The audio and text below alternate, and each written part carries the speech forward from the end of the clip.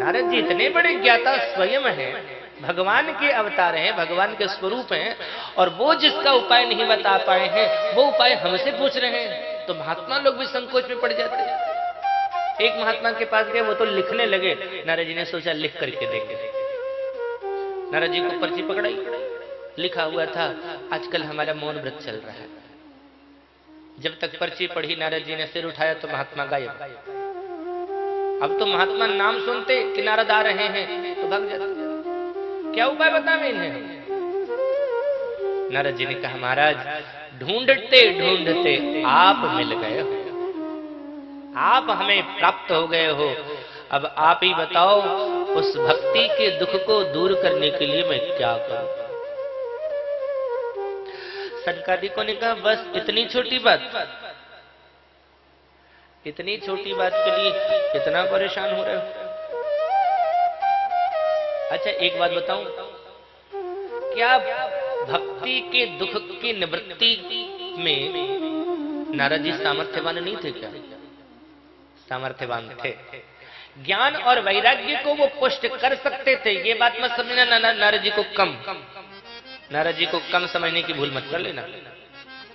नारद जी ज्ञान वैराग्य को पुष्ट कर सकते थे, भक्ति के दुख को दूर कर सकते थे, लेकिन अगर नारद जी ये कार्य करते ना तो भागवत संसार में नहीं आती। वस्तुतः भगवान पात्रों का, अपने दासों का चयन करते हैं जिनके माध्यम से लीला करा करके भगवान समाज के लिए, संसार के कल्याण के लिए कुछ सूत्र दे देते हैं, और यही किया है भगवान ने।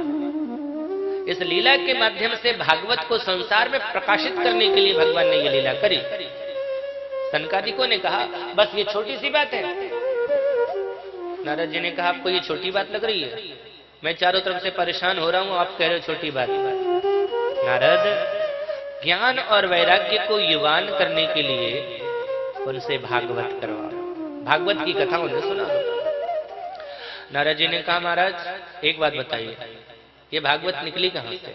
भागवत है क्या? आगे चर्चा आएगी। निगम कल्पतरोर गलितम फलम शुक मुखाद मृतद्रव संयुतम पिबत भागवतम रसमालय मुहुरहो रसिका भुवि भावुका।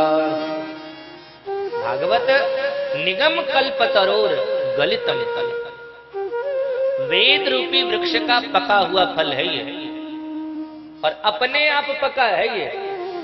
वो दवाई देकर के नहीं पकाया हुआ इस फल को, भूल मत करना, क्योंकि दवाई से जो पकाया जाता है फल ना, उसका साइड इफेक्ट होता है, और ये स्वयं से पका हुआ। निगम कल्पतरोर गलितम फलम। अच्छा, जब वेद रूपी वृक्ष का पका हुआ फल है तो मैंने तो वृक्ष ही दे दिया उनको। निगम वेद वेदांत घोषश्च गीता पाठेर मुहुर मुहुर, जब दे ही दिया है, वृक्ष दे दिया, जब उससे संतुष्ट नहीं हुए, जब उससे वो स्वस्थ नहीं हुए, तो भागवत से कैसे करें स्वस्थ होंगे? एक बात सनकादिकों ने कहा कि नारद एक बात बताओ, किसी व्यक्ति को भूख लगी हो या फिर फल की चाहत हो, किसी ने फल खा लिया और बहुत खुश हो रहा था, आहा हा कितना स्वाद है, आहा हा कितना मीठा है, आहा हा आनंद आ गया। अब उसको इस आनंद में किसी ने देखा तो पूछा भैया आनंदित क्यों हो? बोले फल खाए हैं हम।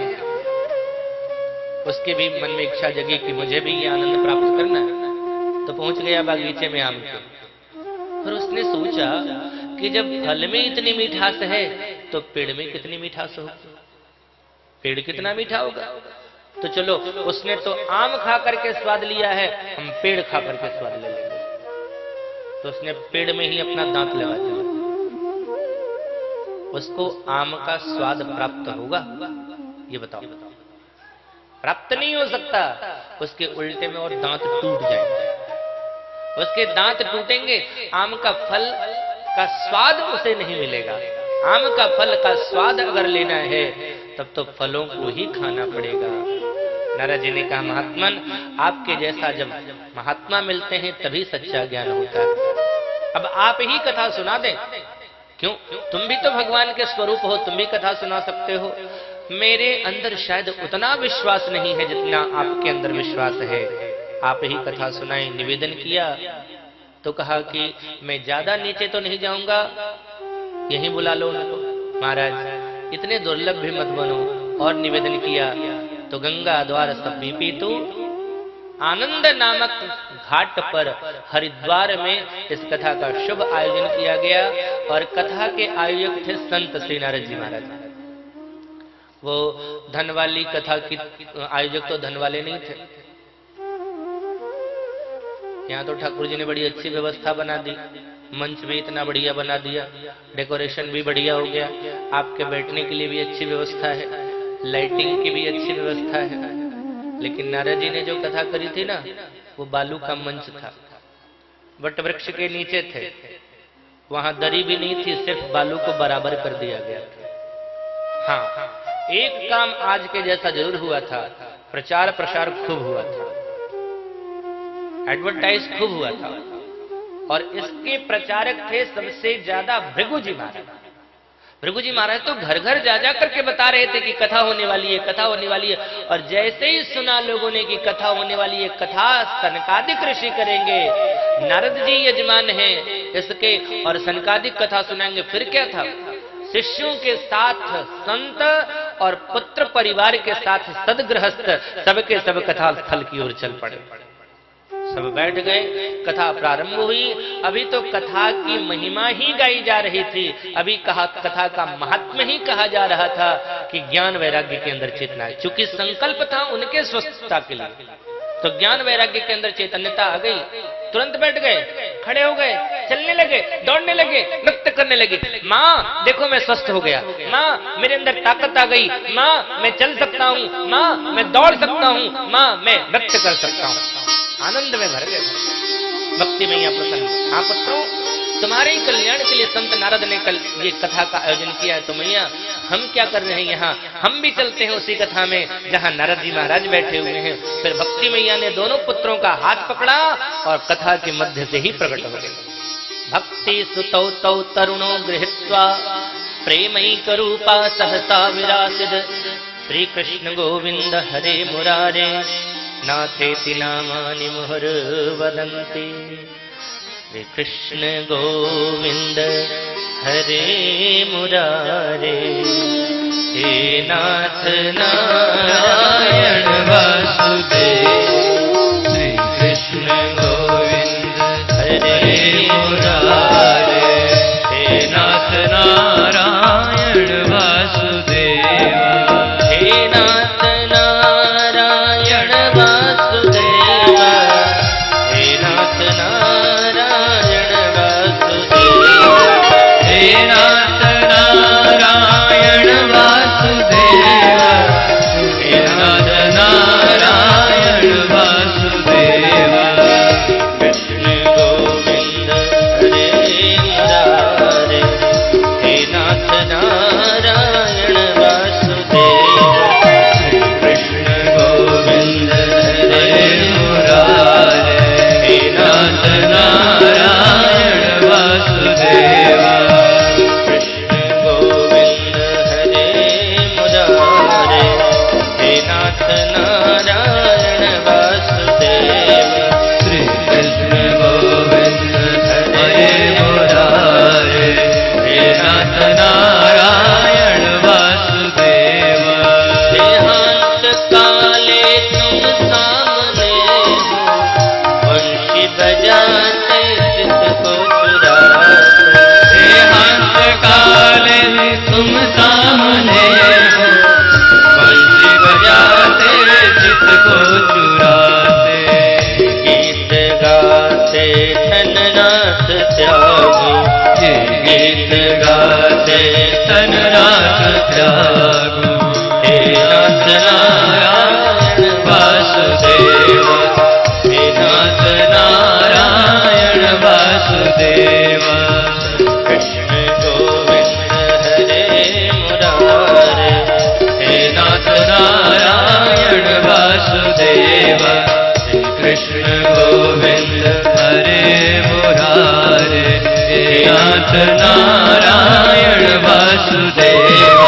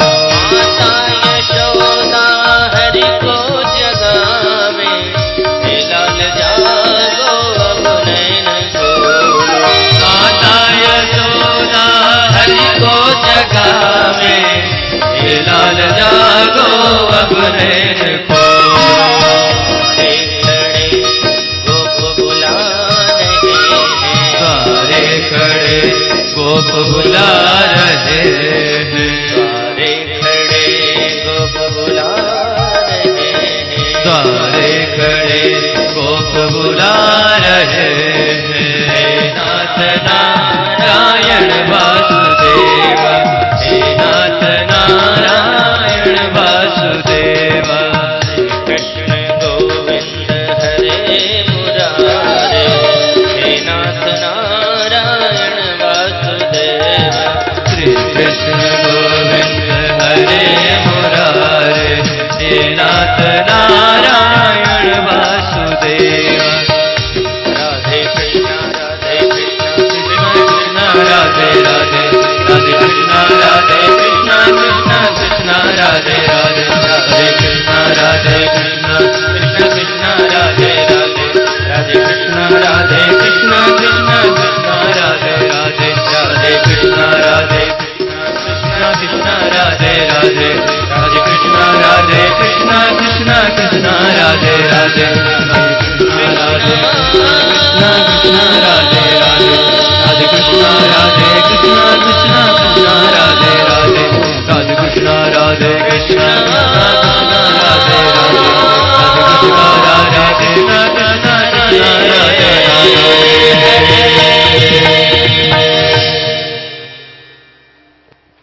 अच्छा, इस कथा में जो थे ना श्रोता, भृगु वशिष्ठ शैवश्च गौतमो मेघातिथि देवल देवरागा, रामस तथा गाधी सुतश्चास कलो प्रकंड पिप्लादया।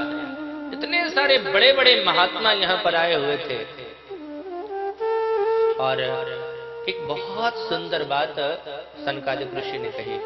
ये जो श्रीमद् भागवत है ना, श्रीमद् भागवत पुराण तिलकम यद वैष्णवा नाम धनम, यत्र ज्ञान विराग भक्ति सहितम पारम परम गीयते। ये वैष्णवों का परम धन, ये वो धन है जो नष्ट नहीं होता है। इस धन को प्राप्त जो वैष्णव कर लेते हैं, जिसके जीवन में यह धन आ जाता है, वहां ज्ञान विराग भक्ति सब आ जाती है। न ज्ञान को बुलाना पड़ा, न वैराग्य को बुलाना पड़ा, न भक्ति को बुलाना पड़ा। जैसे ही कथा प्रारंभ हुई ना, ये ज्ञान वैराग्य जुबान होकर के, भक्ति मैया तो युवती थी, आ गई। भक्ति मैया युवती थी आपके जीवन में, तभी आप घर द्वार छोड़ करके अयोध्या आए कथा सुनने के लिए। भक्ति नहीं रहती तो नहीं आते, भक्ति थी इसलिए आए। लेकिन ज्ञान वैराग्य थोड़ा बुढ़ा था आपके घर में। ज्ञान वैराग्य बुढ़े थे। ज्ञान वैराग्य के बुढ़ापे का मतलब क्या है? जानकर अपने जीवन में न उतारना, यही ज्ञान वैराग्य का बुढ़ापा। जानते कौन नहीं? सच बोलना पाप है, किसको नहीं पता है? सबको पता है। लेकिन जीवन में कितने लोग लाते हैं? यही ज्ञान का बुढ़ापा।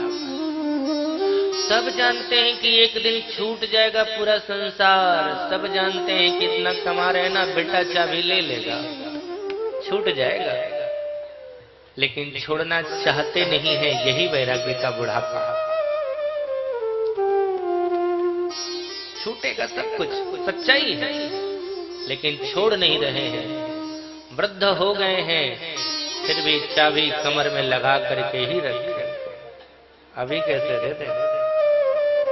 यही वैराग्य का बुढ़ापा है। भागवत की कथा से ज्ञान पुष्ट होता है, वैराग्य पुष्ट होता है। और जिस दिन कथा का महत्व होता है ना, ज्ञान वैराग्य दोनों पुष्ट हो जाते हैं। भक्ति तो पहले से पुष्ट थी, ज्ञान वैराग्य जो वृद्धावस्था में थे ना, वो ज्ञान वैराग्य भी पुष्ट हो जाते हैं। ज्ञान पुष्ट नहीं होगा तो भागवत की कथा समझ में नहीं आएगी। वैराग्य नहीं होगा तो संसार को छोड़ करके यहां बैठोगे नहीं। इसलिए यत्र ज्ञान विराग भक्ति सहितम, ज्ञान भी है, वैराग्य भी है, भक्ति, यही तीनों नहीं है, पारम परम गीयते, साक्षात भगवान भी आ जाते हैं। ज्ञान भक्ति वैराग्य के साथ साथ भगवान भी आकर के हृदय में विराज जाते हैं, जिसने भागवत की कथा के महात्मा को श्रवण कर लिया। भागवत की कथा तो और आगे जाएगी, लेकिन महात्मा की ये महिमा है भाई। जहां ज्ञान होगा, जहां भक्ति होगी, जहां वैराग्य होगा, जहां पत्नी होगी, दो दो बेटे होंगे, तो बाप कहां रहेगा? बाप को तो यहीं आना ही आना। यत्र जहां ज्ञान हो जाएंगे, वैराग्य हो जाएंगे, भक्ति मैया हो जाएगी, तो पारम परम गीयते। यत्फलम नास्ति तपसा न योगेन समाधिना अनायासेन तत्सर्वं सप्ताह श्रवणं लभे। जो फल समाधि से नहीं मिल सकती, जो फल तपश्चर्या से नहीं प्राप्त हो सकती, वो फल अनायास ही, कुछ करना नहीं पड़ता, चुपचाप बैठे रहो। लेकिन कब से कब तक? वक्ता के आने से पहले, वक्ता के जाने तक बैठे रहो। ये नहीं कि वक्ता आ गए, जो यजमान है ध्यान रखना, एक श्लोक भी नहीं छूटना चाहिए उनको। और एक बात मैं और बता देता हूं, यहां देख रहा हूं पति इधर बैठे हैं, पत्नी उधर बैठी है। जो यजमान है वो गांठ बांध करके ही बैठे, साथ साथ बैठे, यानी पत्नी उधर गई, पति इधर भाग गए, एक साथ बैठो।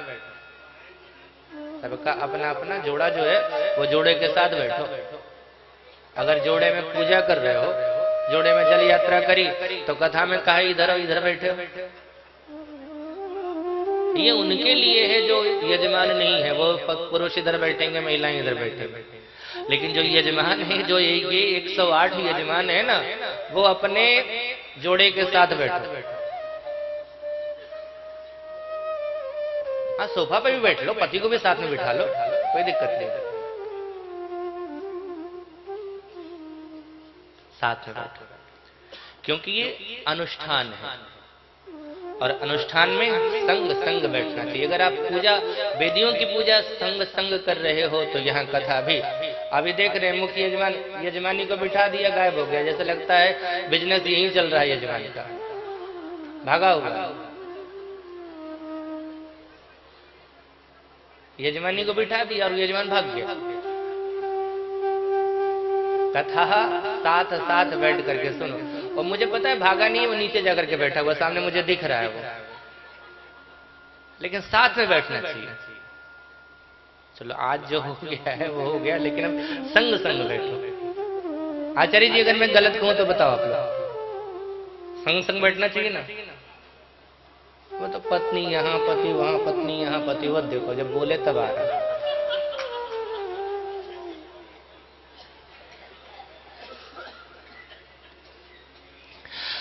भागवत कुछ और नहीं बल्कि साक्षात भगवान का स्वरूप ही है। स्वकीय यद भवेस्ते, भगवान ने तिरोधाय प्रविष्टोयम श्रीमद् भागवतार्णन, भगवान ने अपना तेज समाहित किया है।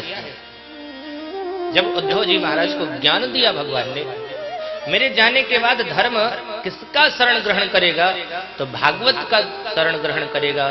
तो भागवत के अंदर भगवान ने अपना तेज समाहित किया, उसमें प्रविष्ट कराया है, तिरोधाय प्रविष्टो। इसलिए भागवत साक्षात भगवान है। भागवत की कथा जब तक सुनो लगे कि साक्षात परमात्मा मेरे सामने बैठा हुआ। सत्य मानना, विश्वास करना। अगर आपने सही ढंग से नियम पूर्वक कथा सुनी, जुड़ करके कथा सुनी, तो आपके जीवन के जो अनुत्तरित प्रश्न हैं, जिनका उत्तर नहीं मिल पाया है, आपको कथा के माध्यम से अनायास ही मिल जाएगा। ऐसा लगेगा जैसे भगवान हमारे प्रश्नों का उत्तर दे रहा है। मुझे नहीं पता कि आपके हृदय में क्या चल रहा है, लेकिन भगवान मेरे ही माध्यम से आपके शब्द, आपके प्रश्नों का उत्तर दिलवा देगा। मुझे तो नहीं पता कि आपके हृदय में क्या क्या चल रहा है, लेकिन ये बात तब घटेगी, ये घटना तब घटेगी जब विश्वास के साथ जुड़ करके कथा सुनोगे। भागवत में इतना प्रभाव है, इतनी शक्ति है, आप जो कर सकते हो निष्काम कर्म के साथ, निष्कामता के साथ अगर बैठे हो तो परमात्मा प्राप्त होंगे, और सकाम भाव से बैठे हो तो जो सोच करके बैठे हो वो प्राप्त हो जाएगा। ये प्रभाव है भाग्य।